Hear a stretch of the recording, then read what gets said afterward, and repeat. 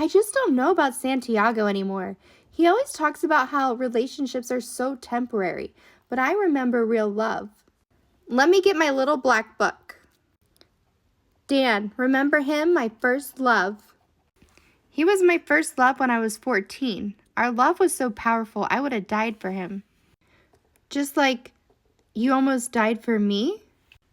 Exactly. I have a history of apparently trying to die for people.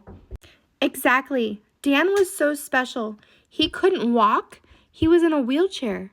But love, my love, knew no limitations. You're telling me your first boyfriend couldn't walk? No, but it didn't matter. I loved him. He was the only man who ever bought me a ring. And maybe there's only one person in your life that you love like that.